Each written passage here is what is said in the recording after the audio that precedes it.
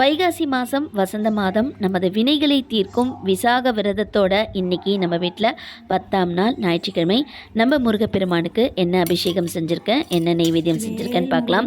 இன்னைக்கு நம்ம முருகப்பெருமானுக்கு தயிர் அபிஷேகம் தான் செஞ்சுருந்தேன். நாளைக்கு நம்ம முருகப்பெருமானுக்கு பிறந்த தினமான வைகாசி விசாகம் அன்னைக்கு நாம் வழிபாடு செய்யக்கூடிய நல்ல நேரம் அப்படின்னு பார்த்தீங்கன்னா காலையில் 6 மணிலிருந்து 7:20 வரை செய்கிறதா செய்யலாம், அல்லது 9:10 10:20 வரை நமக்கு விசாக நேரம் இருக்குது. இந்த நேரத்தில் செய்கிறது இருந்தாலும் செய்யலாம். இன்றைக்கி நம்ம முருகப்பெருமானுக்கு நெய்வேத்தியம் புளியோதரை தான் செஞ்சு வச்சு வழிபாடு செஞ்சுருந்தேன். அண்ட் நீங்கள் காலையில் செய்ய நேரம் இல்லைனாலும் நீங்கள் மாலையில் 6 மணிக்கு மேலே கூட நீங்கள் வழிபாடு செஞ்சுக்கிடலாம். கண்டிப்பாக நாளைய தினம் நீங்கள் முருகப்பெருமான்கிட்ட ஏதாச்சும் ஒரு கோரிக்கை வச்சு எங்களுடைய வினைகள் எல்லாம் தீர்த்து வைங்க, எங்களுடைய வாழ்க்கையும் வசந்தமாக்குங்க அப்படின்னு சொல்லிட்டு முருகப்பெருமான் கிட்ட கோரிக்கை வைத்து வழிபாடு செய்யுங்க. அனைவருக்கும் இனிய விசாகம் வாழ்த்துக்கள்.